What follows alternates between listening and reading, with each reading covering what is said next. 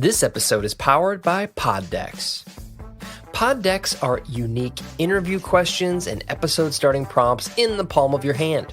So whether you're a new podcaster or existing broadcaster looking to grow your audience and have more meaningful conversations, you're going to want to check out Pod Decks. Now, if you want to get 10% off your order right now, you can go to poddecks.com and type in coupon code. What's the code? Larry21. Yes, that's the code. Check out poddecks.com. Take your podcast to the next level.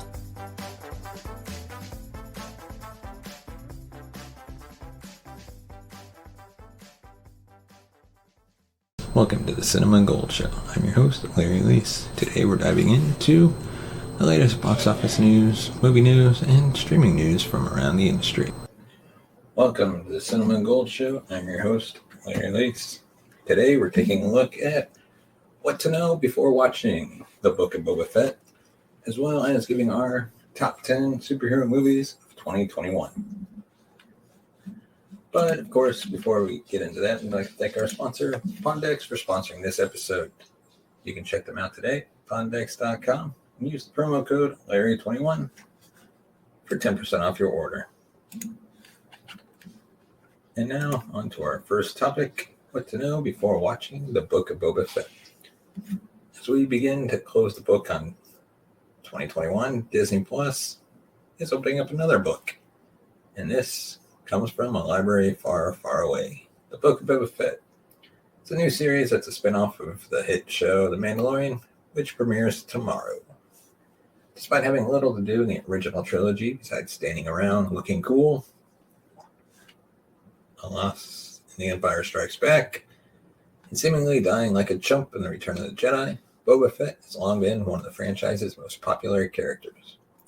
The bounty hunter escaped death in several comics and books that were thrown out of official canon when Disney restarted the films with Episode 7. But The Mandalorian marked his return to the Star Wars universe. After making a teasing cameo appearance in the first season, Boba returned in Season 2, where he was played by Tamara Morrison. The New Zealand actor kind of reprised his role because he played Boba Fett's father, Jango Fett, in Attack of the Clones. And since Boba is an identical clone of Jango, they're basically one and the same. Boba Fett went on an adventure with the Mandalorian to finish off the season. The finale's post-credits scene teased that he would be getting his own series, which would follow him to Tatooine, where he seems poised to take over Jabba the Hutt's crime empire. To prepare for what looks like Star Wars' take on organized crime, let's go over some Boba Fett backstory. Who is Boba Fett? Well, as you know, or most Star Wars fans know, Boba Fett made his live-action debut in 1980's The Empire Strikes Back. However, Star Wars fans will no doubt be quick to point out that he actually appeared in an animated segment in the infamous Star Wars Holiday Special. His first chronological appearance in the franchise, though, was in Attack of the Clones. In that movie, we meet Boba as a little kid when Obi-Wan Kenobi travels to the planet Kamino to investigate rumors of a clone army. Every single clone trooper was a modified copy of Jango Fett, a Mandalorian, though not as devout as Pedro Pascal's character in The Mandalorian. Boba was different, as he was the only clone that wasn't altered to age faster or be more obedient. There was one other special clone, a female version of Jango named Omega, who appeared in the animated Bad Batch series, but probably won't really factor into the Book of Boba Fett. Boba was Jango's son for all intents and purposes, but he didn't get to spend too much time with his dear old dad because Jango died fighting Jedi in the big battle that closed out Episode 2. The animated series, The Clone Wars, sort of helped to fill in the gaps of what happened to Boba after he watched Mace Windu decapitate his dad. But most of what happened between Episodes 2 and 4 happens off screen. At some point, he started wearing his dad's Mandalorian armor and became a bounty hunter, eventually taking a job with Darth Vader to help try to capture Luke Skywalker. In the process, Boba captured Han Solo, froze him in carbonite, and sold the Hansicle to the crime lord Jabba the Hutt. Boba hung around Jabba's palace on the desert planet Tatooine. But when Luke and his pals pulled off their convoluted plan to rescue Han, Boba suffered a jetpack malfunction and went plummeting into the jaws of a Sarlacc pit, a buried monster that slowly digests its prey over the course of 1,000 years. It was an inglorious end to a surprise fan-favorite character. Or was it? Canonically, that's the last anybody saw of Boba until he reappeared in The Mandalorian. How exactly he escaped the Sarlacc pit is yet to be revealed. But one way or another, he got out of the belly of the beast. His armor, though, was found and worn by a local named Vanth. And Vanth gave the Mandalorian armor to the Mandalorian after the pair killed a menacing dragon together. Boba, along with Fennec Shand, a bounty hunter whose life he saved, manages to track Din down on the planet Typhon. Boba proves his dad's Mandalorian heritage, then just lays waste to a ton of stormtroopers. He ends the season by accompanying Din and the Mandalorian's other various allies on a mission to rescue the one and only Grogu, aka Baby Yoda, of course. Upon successful completion of the mission, Boba and Fennec got back on his ship and headed off to Tatooine as the post-credits scene revealed. The pair strolled into Jabba's mostly abandoned palace, quickly dispatched a Bib Fortuna, one of Jabba's lackeys who had seemingly been running the place, and took a seat in the throne. Based on trailers for the Book of Boba Fett, the series will be about Boba with Fennec as his number 2, building a crime empire of their own in the vacuum that Jabba left behind. The Book of Boba Fett will be the most in-depth look at Boba as a character in the current Star Wars canon. But there are a ton of stories involving the bounty hunter that are no longer canon. Prior to Disney's takeover of the franchise in 2012, Boba was a regular feature in what was then called the Expanded Universe, a sprawling series of books, comics, and video games. In that canon, Boba escapes the Sarlacc thanks to his Mandalorian armor and sheer determination. He went on to become the leader of the Mandalorians during intergalactic war and eventually trained one of Leia's and Han's children to kill the other one after their return to the dark side. However, none of that is canon. The Expanded Universe has been renamed Star Wars Legends, so the Book of Boba will be a brand new page for the character, though the new movies and shows do on occasion borrow or remix plots and characters from the Legends canon. So let's talk about what we can expect from the Book of Boba Fett. Promotional material and the actors involved in the Book of Boba Fett have kept the plot pretty vague, though the basic premise seems pretty straightforward. Boba, who claims to have put his bounty hunting days behind him, wants to rule the criminal underworld that Jabba the Hutt once loomed over. He's gathered Jabba's former generals and is proposing that they work together to their mutual benefit. Where Jabba ruled with fear, Boba will rule with respect. Although, given how good Boba is at killing his enemies, probably wouldn't be a bad idea to be a little afraid of it. So far, Boba and Fennec are the only familiar characters that are confirmed to appear in the Book of Boba Fett.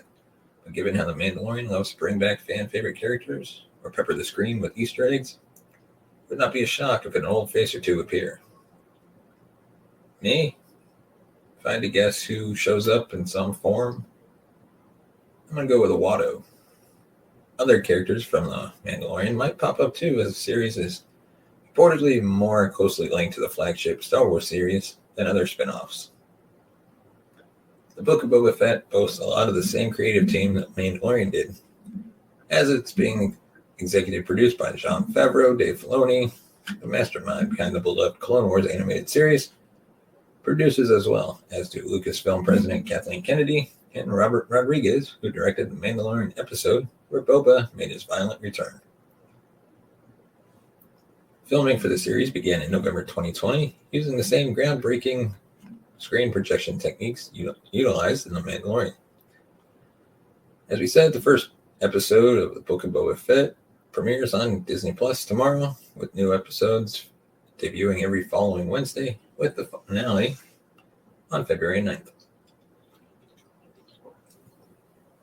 And of course, Starting tomorrow, we will begin our review of the Book of Boba Fett.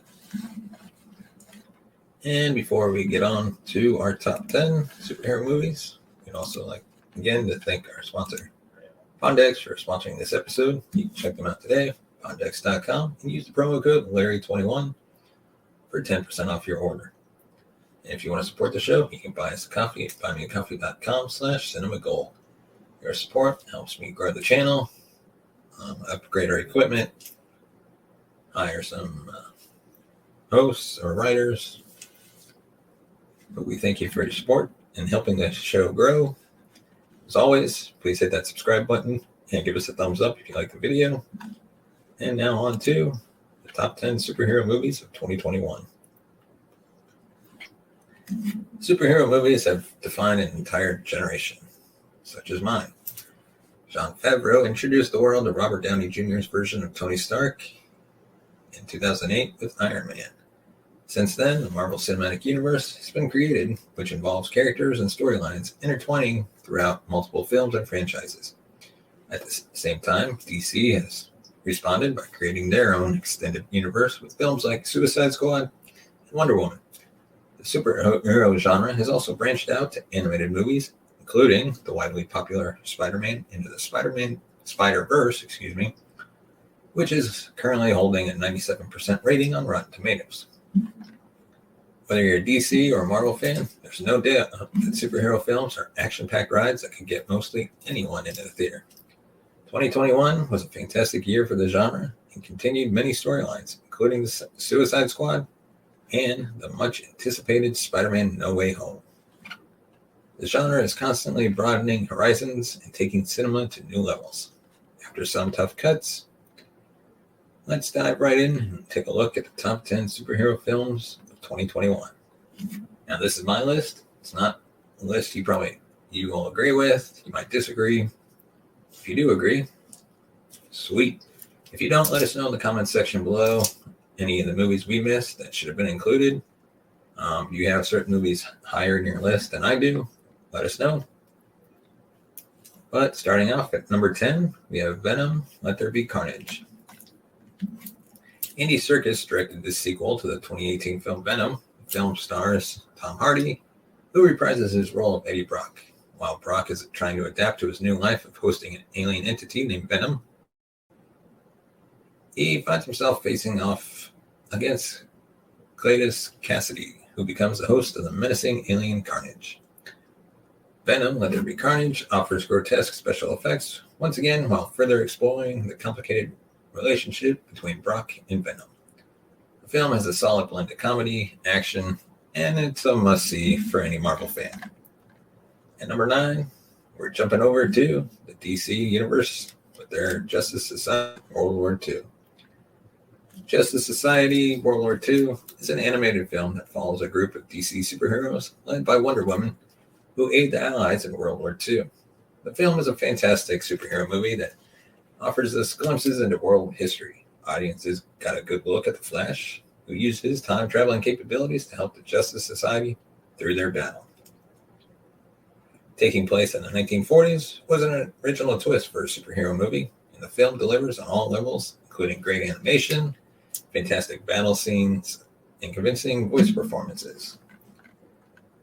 Number 8, Major Grom, Plague Doctor. It was adapted from the Russian comic book with the same name. Published by Bubble Comics, the film follows Igor Grom, a skilled police officer who tracks down criminals with unique and strategic methods. His main pursuit in the film is that of an evil murderer named the Plague Doctor. The film is filled with impressive visuals that feel like a Marvel or DC film at many points. And it currently holds an 81% audience rating on Rotten Tomatoes.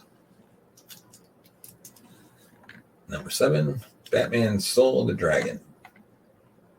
Soul of the Dragon is an original film that was not based on a specific comic book issue. The film follows Batman and other trained heroes who discover that their martial arts master is missing and a mysterious relic has been released. The film is an original take on Batman and offers satisfying glimpses into his martial arts training.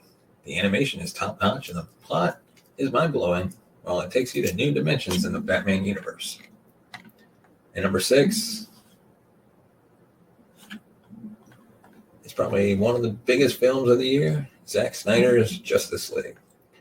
It's definitely DC's version of the Avengers. A group of heroes, including Superman, Batman, Wonder Woman, and more, brought together to face off against a threat to humanity. The film is extremely character-driven and offers glimpses into the past turmoils of each character.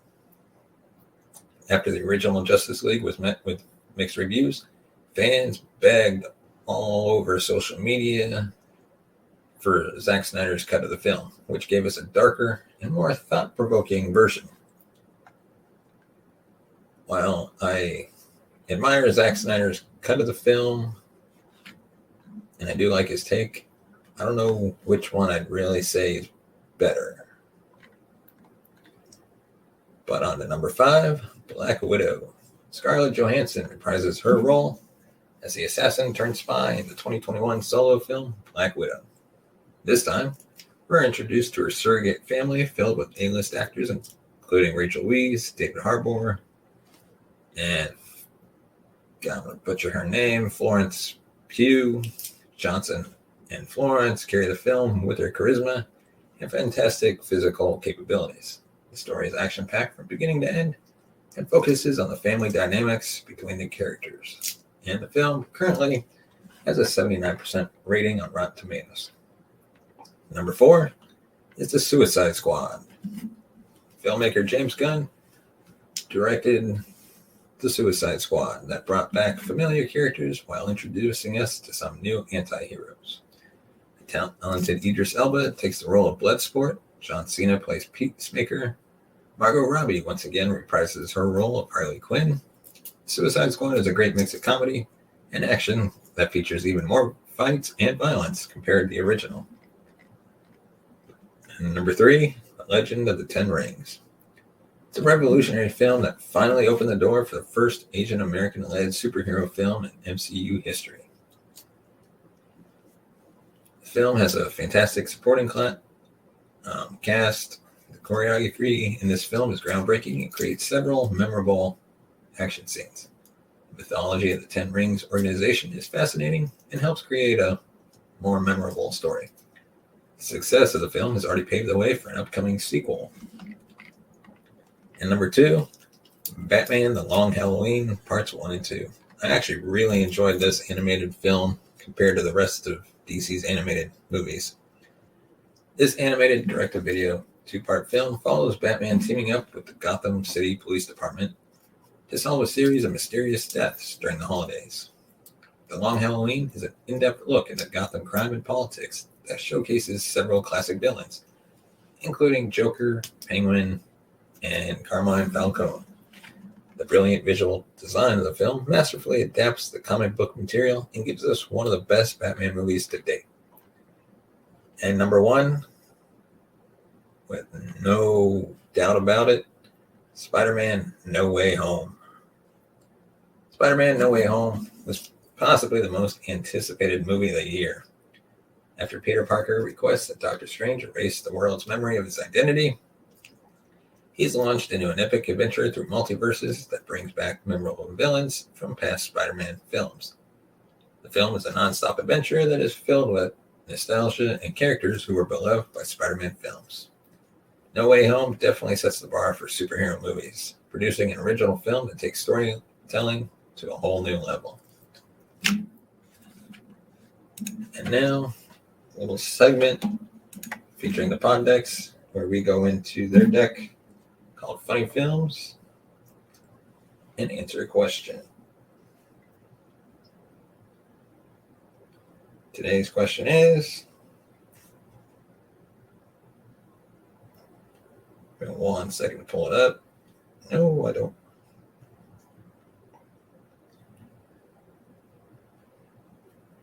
Yeah, where we go. You can download the Poddex app on Apple and Android devices. Today's question is,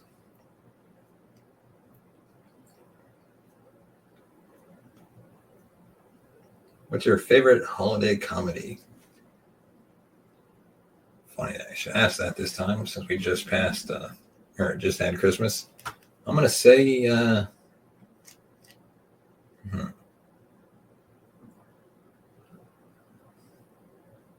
holiday film, I'm going to say Trading Places with Eddie Murphy. But let us know what your favorite holiday film is in the comment section below. And that is all we have for this episode of the Cinema Gold Show. And I guess I should say this now, but since it just popped up on my screen, condolences to the Madden family on this news of John Madden's passing, which I'm shocked by. And that's all we have. Thanks for watching, and thank you to the one person that's watching right now. Take care, and we'll see you next time. Dude, you have been watching the Cinema Gold Show. Follow us on Twitter at Cinema Gold Show. Find us on Instagram at The Cinema Gold Show. And on Facebook, facebook.com/The Cinema Gold Show.